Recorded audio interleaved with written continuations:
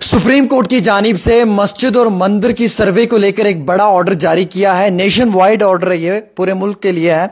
किसी भी lower court को इजाजत नहीं है अब कि वो किसी भी मस्जिद की सर्वे का ऑर्डर दें या कोई भी नया केस रजिस्टर्ड करें। इस मामले में सुप्रीम कोर्ट ने बड़ी फटकार लगाई है और प्लेसेस ऑफ वर्शिप एक्ट 1991 का हवाला देते हुए कहा है कि 15 अगस्त 1947 से पहले जो भी मंदिर और जो भी मस्जिद जहां पे हैं उन्हें रिप्लेस नहीं किया जा सकता है। सिर्फ सेक्शन 5 में लिखा हुआ है, जो वो आप लोगों को मालूम है, राम मंदिर और बाबरी मस्जिद के लिए। उस सेक्शन 5 के सिवा जो है वो कहीं पे भी प्लेसेस ऑफ वर्शिप जो एक्ट है 1991 उसको बिल्कुल भी बालाए ताक नहीं किया जा सकता है।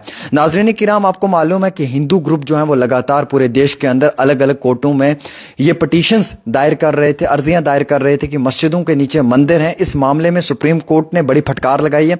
सुप्रीम कोर्ट ने एक बड़ा आदेश जारी किया है। उसने क्लियर कट ये लिखा है उस आदेश के अंदर कि किसी भी मस्जिद की सर्वे जो है वो अब कहीं पे भी कोई भी लोअर कोर्ट इसकी इजाजत नहीं देगा और इस मामले में प्लेसेस ऑफ वर्शिप एक्ट 1991 का हवाला दिया है। सुप्रीम कोर्ट ने थर्सडे के रोज इशू किया है नेशन वाइड एक ऑर्डर, जिसमें तमाम कोर्ट्स को यह हिदायत दी है कि आप इंटरटेन ना करें कोई भी फ्रेश केस और कोई भी ऑर्डर जारी ना करें कि मस्जिद की सर्वे की जाएगी या किसी भी मस्जिद के नीचे किसी भी मंदिर का स्ट्रक्चर है। और इस हवाले से कोई भी इंटर्म ऑर्डर जो है वो कोई भी कोर्ट जारी नहीं कर सकता है। हिंदू ग्रुप ने कई सारी मस्जिदों को लेकर जो है वो दावा पेश किया था कि वहां पे मंदिर हैं और उस मामले में कई सारे लोअर कोर्टों ने जो है वो मस्जिदों की सर्वे भी जारी की थी, जिसमें संभल की दरगाह हो या फिर उसमें अजमेर की दरगाह हो। अब इसी मामले में जो है वो सुप्रीम कोर्ट की जानिब से बड़ी फटकार लगाई है और सुप्रीम कोर्ट ने कहा है कि कोई भी रिलीजियस प्लेस जो है वो उसके लिए कोई भी लोअर कोर्ट अब ये इजाजत नहीं दे सकता है।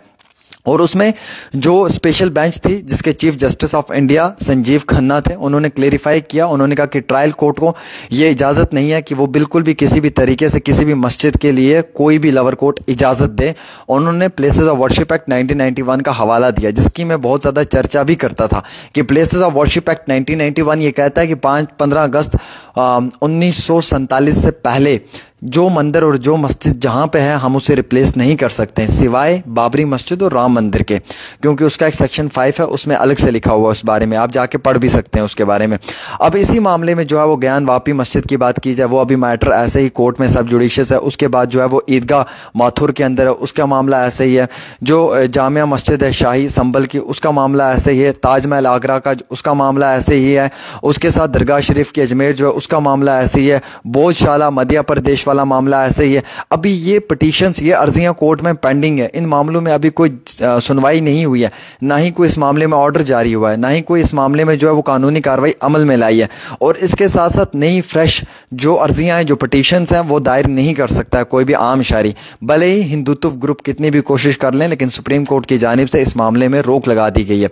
हालांकि सुप्रीम कोर्ट ने क्लियर कहा है कि अगर इस तरीके से कहीं पर भी कोई वाकया पेश आएगा तो उसके लिए जिम्मेवारी जो है वो लोअर कोर्ट की कि वो इस चीज को एंटरटेन ना करे। यह एक बड़ा फैसला है सुप्रीम कोर्ट का पूरे देश के लिए कि मुसलमान जो हैं उनको एक बड़ी राहत मिली है पूरे देश के अंदर। और मुसलमानों को लेकर सुप्रीम कोर्ट ने एक बड़ा फैसला भी सुनाया है कि प्लेसेस ऑफ वर्शिप एक्ट 1991 ये क्लियर करता है कि किसी भी दरगाह और किसी भी मस्जिद में जो है वो किसी भी दरगाह किसी भी मस्जिद की सर्वे के लिए लोकल लोअर कोर्ट जो है वो इजाजत नहीं दे सकता है। तो इस मामले में ये सुनवाई तो हुई है। फिलहाल के तौर के ऊपर मैं आपको ये इतला भी देना चाहूंगा दोस्तों कि इस मामले में कानूनी कार्रवाई को